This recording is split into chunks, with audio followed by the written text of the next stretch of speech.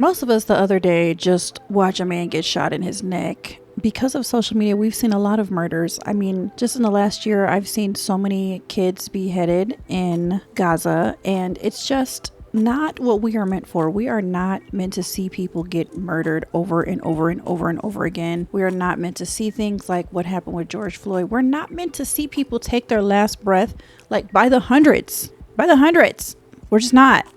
So first thing I want to say is if you're feeling a little overwhelmed, I'm with you, sis. I'm with you. And I'm trying to figure out what I can do to calm my ass down.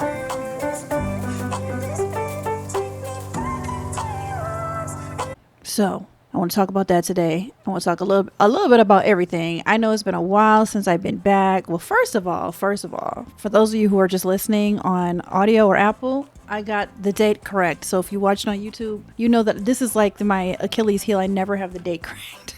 Today is, in fact, Monday, September 15th. Second of all, I got some new glasses. I'm officially going blind. I mean, no, not really, but like my eyesight is getting really bad. I think due to perimenopause. So how y'all like the glasses? I am going to take them off in a minute because I'm realizing that it's just, I don't know, the glare is not giving what it should be giving because I have like 4 screens in front of me. I'm going to take them off. So anyway, hey, how y'all doing? It's been over a month since I've been here. I just been, really honestly and truly living my best life. I have been in such a great place emotionally. Like this is probably one of the most peaceful years that I've had in such a long time. I was actually telling a friend like maybe ever, because I feel like I'm in such a better place emotionally just in general in terms of like having access to the tools I need to get through what I'm going through with the people I have around me. I'm just in such a better place and have made better choices. You know how when you start to make better choices, when you learn things about your healing journey, you make better choices and the choices just keep adding up and adding up and adding up. And then you're like, wow, like those good choices added up to this and that and this and that. I feel better. So yeah, I really feel like I've been healing. I got back in therapy this year, which was such a wonderful thing for me. And we've been reading through a book. I will post it here. Gabor Maté's The Myth of Normal. And I also started listening to The Body Keeps the Score on Audible on my walks. So I will also link that. Those are 2 really good books if you've been through trauma or are currently going through trauma. So anyway, child. But yeah, so I've just been having fun. I listened to this Abraham Hicks video. It's like one of those compilations, that people do where they just put Abraham Hicks' words over music. And one of the things she says in there is, I'm going to have way more fun. And I just have found myself wanting to have fun. If you have been on a healing journey, then you know that a lot of times you just don't want to do anything. You just want to be in the house. It's really hard sometimes to just get out there and go have fun. But this year I've been letting myself do that. Okay, child, let's first talk about the Charlie Kirk thing. I just feel so frustrated. It's really, really, really frustrating yet again, to have to rub up against white people and how they respond to certain things and don't respond to other things. Some white folks have been so loud since Charlie Kirk's death about how unfair it is, about how political violence shouldn't be a thing, about how he was a husband and a father, but they never have that same energy for Black and brown people. They never have that same energy for other people. No one should be killed for their political beliefs, but they should be killed for being immigrants. They should be deported to countries where they have never lived and don't know the language. That's not even for their beliefs. That's just for being an immigrant in America. They should be eaten by alligators, because a lot of y'all was real excited about that. It just can get so frustrating. Also, there's been so many school shootings, and the conservatives have not said as much about the school shootings that they have about Charlie Kirk. Even on my timeline, like my Facebook timeline, I've done a pretty good job, I thought, at weeding out people who just aren't thoughtful. But there were so many people who posted stuff that I was like, I literally can't believe this. I can't believe this. It's so frustrating to come up against people who give so much energy for the value of one white male life. Like that one white male or sometimes women's lives is so much more important, and it has to fit a certain demographic because there was no energy given. there was no energy given for that woman and her husband that was shot, and her dog. What was that, like a month or two ago? I forgot how long ago that was. By conservatives, that is. Anyway, I wanted to share with y'all an interaction I had with a white woman, because on my timeline, I have done, like I said, pretty well at weeding. But occasionally, there's people out there. I have, as I've mentioned before to y'all, like before I was really very steeped in evangelical culture. I was doing ministry before. I was in writing communities that had a lot of Christian women. And then, if you can't tell, gasp, I'm half white. So I have quite a few white family members as well. And the way they see things sometimes is so frustrating, because to me, as a woman who is biracial, who identifies as Black, who is an ally to the LGBTQ plus community, if I had a friend who was homophobic and transphobic, I wouldn't continue to associate with them in any real or meaningful way, because I would want to look at my friends who are gay or trans and be like, hey, I'm an ally for you, so I'm not still kikiing with the person who hates you. You know what I'm saying? The way that the white people in my life will cape for and have caped for Charlie Kirk since his unaliving, like they knew him, like they was kikiing at breakfast every other Sunday morning after church. It's wild to me, knowing all the stuff he said about Black people, knowing all the stuff he said about Black women. It's like, if you value the Black, brown people in your life, people who are immigrants, people who are Arabs, people who are Palestinians, people who are women, because I guess it does depend on your belief system, but he said so much about how women should be basically just servants to men. He said so much that's it's giving Handmaid's Tale, y'all. Like, I don't understand how someone could be like, yeah, but I'm still your friend though. But like, yeah, I'm gonna cape for him real quick. It doesn't make sense. It's a leap that I cannot go there with. But anyway, I wanted to tell y'all this interaction I had with a white woman friend, because I was just like, this is insane. This is literally insane. So she posted something that basically said, I'm so sad about Charlie because he was the example of what God would have wanted, or something like, he is the example that Jesus values. Something that was literally the most ridiculous thing I'd ever heard. I hope I can find her post. I hope she didn't take it down, because she's one of the ones I did not block. Let me see if I can find it, y'all. Let me see. See, now I'm already troubled, because me and her had a private DM, and she just literally posted something else. She's like, oh, here, watch this exchange with Charlie exchanging with a Satanist. He's so gentle and respectful. Girl, bye. Oh, and she posted something else yesterday too, talking about his solution to ending school shooters was armed guards in front of schools. He wants to protect children. His entire quote about the Second Amendment is important to read. Okay, let me just get to what she said on Friday. Let me just get to it, y'all, because she done stressed me the hell out. Damn it, I just swiped away. Hold on. Okay, y'all, Uncle, I do got to put the glasses back on. This is the part that I do really need the glasses, where I'm really bad. Is this up close? Can't see a damn thing up close. I'm one of those like nerds like this, like with the phone all up in my face. So what she posted was 1 Peter 3:15. I'm not even gonna read the verse because it doesn't fucking matter. Anyway, she said, this is how Christians are supposed to present our faith, with gentleness and respect. I believe Charlie Kirk was presenting his faith in this manner, which is a good reminder for us all. Anyway, so someone else said, do you believe that being openly racist and sexist is Christian? I don't want to hear, well, his words were taken out of context. He openly condemned Black people and said civil rights was a mistake. Okay, etc. So this is what I said. I said, do you think that him thinking and saying that Palestinians are not real people is Christian? Because that is what he said. And he very much supported the genocide that is still ongoing. Then I said, if you stopped and examined all the stuff he said, you likely wouldn't have posted this. This man was openly hateful. Openly hateful, multiple quotes. But honestly, like, even when I watch him interact with other people, like I just watched a clip today, if I can find it, I'll insert it, where he was talking to a Black man about the Old Testament versus the New Testament. And he was just loud and wrong, just taking the Old Testament out of context. about what God said about protect the nation.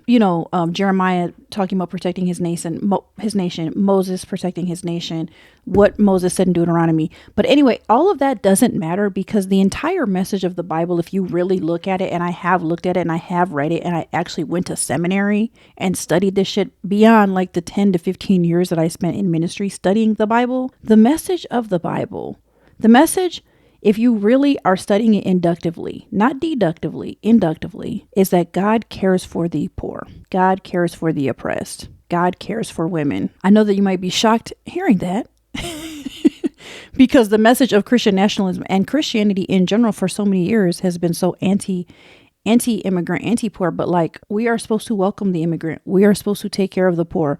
We are supposed to care for the most vulnerable people. That includes trans people. That includes whatever community is the most vulnerable. That includes poor people. That is what the entire message of the scripture is. If you look at it in its entirety, inductively, not deductively. So he was loud and wrong anyway, but even how he was interacting with him, my point was, it was so, dare I say, narcissistic. And I know that word is overused. I know people are so sick of it. But here's the thing. It's not always wrong. Sometimes people actually are just narcissistic. And I really do see those traits in Charlie as someone, again, who survived a very narcissistically abusive marriage. You see how it plays out in how they talk to people. You can see, I hope y'all know, this is not a big surprise to anyone. Even our president would acknowledge this maybe because they love this about themselves. But our president is a very grandiose narcissist. I don't care how fucking overused it is. It's clear as day. It's literally like saying the trees have green leaves. Like, it's pretty clear. But Charlie also showed some of those signs in how he treated people. And it's funny because I see all of these white Christian conservative people talking about how he was with people. And I'm like, are we looking at the same thing? Like, he's so belittling and so demeaning and so rude. Anyway, let me finish. So I said, this man was openly hateful. Openly. Jesus would have called him a Pharisee and flipped a table on him and his president. Please educate yourself. This is embarrassing. Then she said, I would love for you to educate me. Please share me with the video or news article so I can see this for myself. And then someone said, please link evidence of him saying that Palestinians are not real people. I just don't believe it. Another white woman. Whoo, child, these people are so annoying. I didn't even see this response. And then someone said, it's been days. It probably doesn't exist. More likely she heard it from a reliable source that spewed rhetoric that led to his assassination. Oh, they're so funny. Then she landed in my DMs the next day after she said, please share with me. And I already knew, like, look, I'm not going to do free labor for you. Whenever white people get on that whole tip of like, share with me. And I'm like, no, black people, we're not here to serve you and do your free labor when the internet is free, bitch. Like, look it up yourself. Look it up your fucking self. Oh, she deleted it. So then she ran to my DMs and said, I want to thank you for being respectful and giving me a chance to see what he has said that would hurt you. My post was about the videos I have seen of him discussing Christianity with Satanists in his respectful and gentle tone. He did not personally attack them. There's no motherfucking motive. Why would I lie on this man? I don't give a fuck. I wish that he hadn't said the hateful stuff he said. I wish that he wasn't such a fucking idiot. I wish. But like the very fact that white women and men ask for proof from black people constantly, give me proof of the racism. Give me proof of the bad stuff. Give me proof. It's like, bitch, find the proof yourself. It's out there. Then she said, I looked up his insensitive comments with regard to hiring based only on gender or race, and I don't condone that. So the point he tried to make was lost in the delivery, though I do see his point. Girl, bye. Anyway, I just want to thank you for taking the time to reach across in this divided time and be kind to me. And so I left her a voice clip and I said, listen, I know that you might not see it because it doesn't hit your demographic as a white woman. Now, if you're wondering why I did this with her, why I did this emotional exchange, because we've met in person before. I liked her when we met in person. We met at a conference that I spoke at several years ago. I mean, literally like probably 10 years ago. So we've been Facebook friends for 10 years. So I was trying to give her the benefit of the motherfucking doubt. Lord, was I wrong? Lord.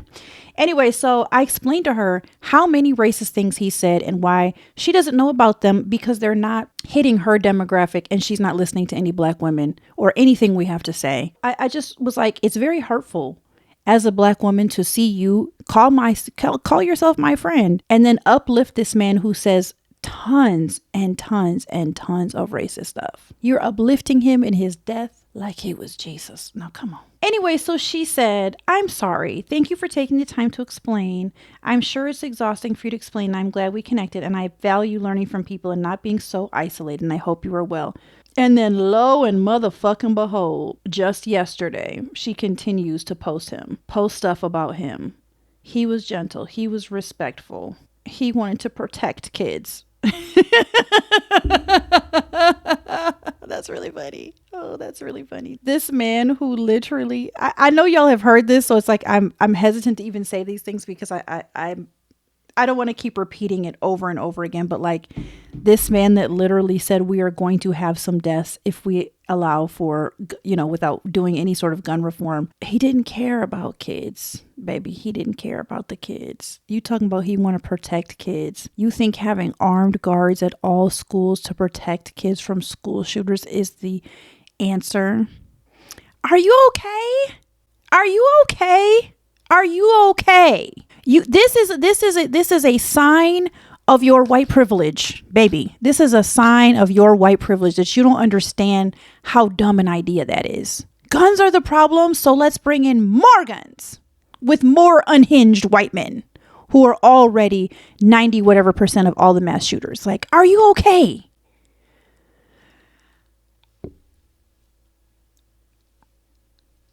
They're not.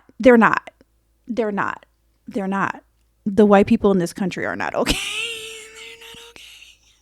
Some of them are okay, but a lot of them that are not, they are not okay.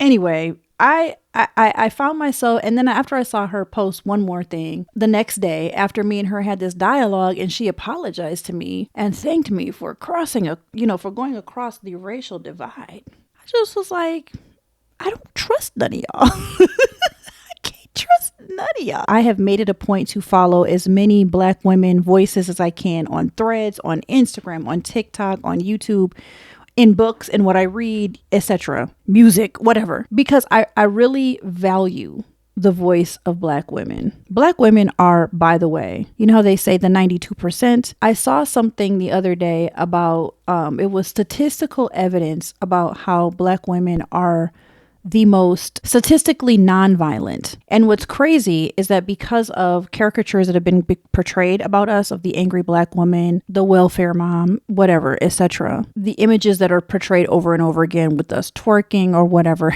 knowing that we are statistically the most morally upright and non-violent demographic in the country, which is crazy if you think about it. We have so many wonderful things to say, continue to always be an advocate, continue to care about people who don't care about us. The thing is, y'all, I wouldn't have wanted, well, let me think about that before I sit up here and lie. I mean, no, I never, in all the stuff I ever heard about Charlie Kirk, I never had a thought in my mind that I wish he were unalived. That never hit my mind. The only time I've ever thought in my mind, like, wow, this world would be better if he weren't in it, a serious thought, has only been twice. And that was one, my dad, because he violently sexually assaulted me and caused an upheaval of chaos in my life that has never went away. Just lifetime consequences forever and ever. And y'all's president. Those are the only two times I've ever really had a serious thought in my head. Like, I wish that those people didn't exist anymore. And I mean that. I never would have wanted Charlie to be unalived. But when he did, I don't give a fuck. I saw somebody post something about, like, when you see someone who's xenophobic, racist, against women, against women's rights, just a complete bigot and asshole like him, it is a cancer. Am I going to sit around and be sad that cancer cells died? No. I'm really not for white people out here policing black folk or anybody about their response to someone who said horrible things about Michelle Obama. He just, you know what? He had a high school degree.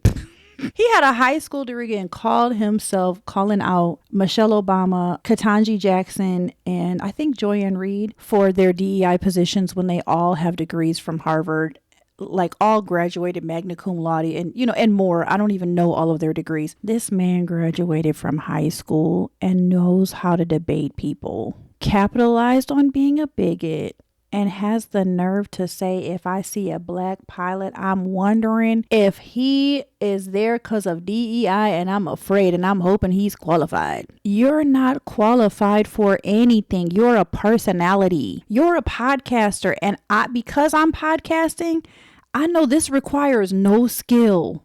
The only skill it requires is literally trying to figure out how to connect the microphone to the picture. Literally, people without a high school degree do this. You're not qualified, sir, to assess anyone. I mean, he really was an asshole. I don't see how people don't see that. So, yeah, anyway, y'all, I've been pissed. But my whole point is I decided that even before that, and I've talked about this in previous episodes, I decided in 2025 that I was going to back up just a little bit because if you don't know me very well, I'm very activist-y advocate. I believe above all in advocating for other people. I believe in advocating for the poor and advocating for the marginalized. I believe that borders are ridiculous and man-made. I believe that that immigrants should be able to be here. I believe in being good to people. I believe people should have universal health care. Like, oh my God. How violent of me. I believe kids should be able to get their lunches for free. I believe people should be able to get food stamps. Like, oh, it's so sad that it's come to this. Like, that I'm so controversial for these silly, stupid fucking little things of, can we just provide for people because we have it? When people are like, am I supposed to pay extra taxes because they don't want to work? Yes, bitch. Yes. If they can't work or don't want to work, yes. Because people who do want to work, people who are empowered to work, do. It's not rocket science. It's really not rocket science. But anyway, y'all. So I decided earlier this year that I needed to, because I knew when the Orange Demon got elected that it was going to be a battle. I knew it was going to be a battle for me as a activist-y advocate. Someone who's like got my foot in the door, but not all the way. I decided that I was going to really put a limit. I was going to share. I've always been a sharer. Like, I've always been somebody who's cared about civic issues. So I'm always going to share on Instagram and, whatever platform I have. And I've really never cared if I've lost people because I want you to know who I am at the start.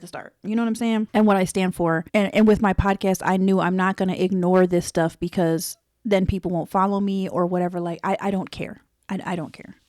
I'm going to be who I am and stand for what I believe in. And if that means you don't follow, you don't follow. I don't see why not. But one thing I am very passionate about is helping us as an advocate who cares about people like myself, who sometimes get very, very overwhelmed with all of these things, is helping us to learn how to navigate it, helping us to calm down in the middle of what feels like a crisis. Like this year, not even this year has been, this has been crisis. We're in crisis mode. We have someone who wants to be a dictator, y'all. Just the other day, he was like, the people want a dictator. They want a dictator. He said that the other day, just FYI, the Orange Demon was just like, they'd rather have a dictator than violence. And I've shown that I can get rid of violence. He said this after Charlie Kirk was unalived. Good. We just watched somebody get shot in their neck and blood pour out. Talking about you can stop violence when it was one of your own people. They're like, please shut the fuck up. Nobody wants a dictator. You know what? See, I'm getting mad just trying to tell y'all how I'm trying to calm down. We know that the constant exposure to all this shit is not good for our soul, right? We know this. We know we're not meant for it. Back in the day, people knew 100 people, 150 people. You knew who the dangerous people were, who to stay away from. You knew who the good people were. You knew who the protectors were. Now it's a fucking free-for-all, right? We don't know well, we do know some of them, but we know too many people and we're seeing too much and our nervous systems were not meant for it. Our nervous systems were just not meant for it. We're not. And we're not meant to care. And I knew that every day when I used to be watching so much, not in 2025, in 2024, I was watching so much footage of the most aggressively documented genocide in history. And I realized like there's nothing I can change by continuing to watch this footage. I've seen so many kids without their heads on, so many half bodies, so many moms screaming. I was following all of the, Instagram accounts trying to support them. And I didn't unfollow, but I did try to change up my algorithm a little bit. I realized this is not going to be good for my soul. And because I can choose to come at this from a more sane place, so that I can figure out what role I'm going to play, who I'm going to call. But when I'm just watching stuff over and over and over again, I can't even make the calls I need to make because I'm overwhelmed. I already got ADHD. I'm already struggling with administrative stuff and I'm trying to do my part and I can't even do my little part if I'm too laser focused on what the problem is. We know what the issue is. I hope I never see another beheaded children's body again. That was disturbing. Even watching Charlie get shot, I saw some of the up close footage. It's disturbing. It's disturbing. And thinking about all of the children that this has happened to in schools in America recently, including the day that Charlie got unalived, and in Gaza constantly, children are being unalived like this. So we're not meant to see it. I know that it's happening. I'm staying aware, but I don't need to keep seeing it over and over again. And I just want to encourage you to turn some things off, especially images. If it says this reel is a sensitive topic, don't click see why. Just take your ass on out of there, okay? Please do. I try to do resets every once in a while. And what that looks like is deciding that I'm not going to look at any violent imagery. I can still be aware of what's going on. And I also decide to, in some ways, like take the weekends off, particularly Sunday. I think because I was in even though I'm not in Christian ministry anymore, and I'm in a different place. I'll just say that I'm not ready to fully say where I'm at, but I'm in a much different place. But Sunday was always it was a very Christian-y thing. Like it's the day of rest, it's the Sabbath. And there generally is less going on with my kids as well. So I do try to see Sunday as more of a restful day. I try to see it as Sunday is a day for self-love, self-care, and for reconnecting with friends, resetting, etc. So I try to see that as a day just don't post about crazy stuff. Don't look at crazy stuff. Just reset. Do more regulation. Do I try to do a much longer walk on Sundays because I walk for my mental health and physical health, but mental health especially, and try to focus on what I can control. I do breathing exercises. I do a lot of diaphragmatic breathing. I don't know why that word is so hard to say. We do have more control than we think. And I think it's very easy to get lost in this is all so hard. I just can't control it. But you can control your environment. And if you feel that sense of hopelessness, I just can't, I just want you to know you can actually control your environment and more than anything, your mental environment. Even if you feel for me, I feel like my environment, having 3 kids, is often something that feels even out of control for me because I can't physically control them all the time. I just can't. I would like to. I wish I could. I wish they were my little children robots where when I said, go clean up that mess, they just did it. But that's not the reality that I have. I guess you can judge me if you want, but that's not my reality. My environment feels totally at will to how obedient my children are to me and how obedient I am to myself.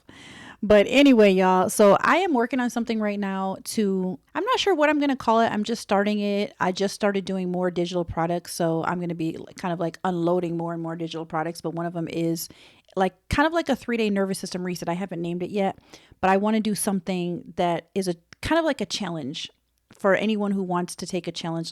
Can I reset my nervous system in 3 days? And I might do something, let me know if you're interested. I might do some sort of community thing where we talk about it on a Discord channel or something like that. I don't know. But your peace is sacred. Even when things are super chaotic, you can, and it's okay. If you need permission, you can stop and reset. You can absolutely stop and reset. You can absolutely stop and just not know stuff for a few days. You can do a social media detox. You can do a phone detox for a weekend. That would be hard on a lot of us. I know for me, man, I'm addicted as hell. a whole weekend would be hard. I know when I get around people that, you know, I really enjoy being around, it's so easy for me to not look at my phone, but like by myself, or like when I'm hanging out with my kids. Not that I don't love being with my kids, but like it's not as intellectually stimulating as being with our peers. Let's keep it real. Okay. Keep it real. Don't judge me. So if you are interested in the resource that I'm going to create, I'm working on it right now. I literally just started yesterday or the day before, and I'm hoping to have something out by this week. It's not going to be long because I don't want it to be another overwhelming thing, but just something that like addresses some of the things that have really, really, really worked well for me this summer. And I can say, remember I started the episode by saying, I'm in a really good place. I really am. I feel really good a lot of the time. Like the stress from this, the catastrophe that the orange demon has unleashed upon this country I have managed to hold it in tension and still build a happy, peaceful, meaningful life for myself this year, and still have grown, have healed. I've still been out here. I dated a couple people. Good situations, didn't end in drama. I had a fun summer. I hang out with my friends. I hang out with my kids. I took them to Six Flags. I mean, it's been a good time. And I have been aware the whole time of everything going on. I've been sad. I've been frustrated. I've been at my wit's end at certain times.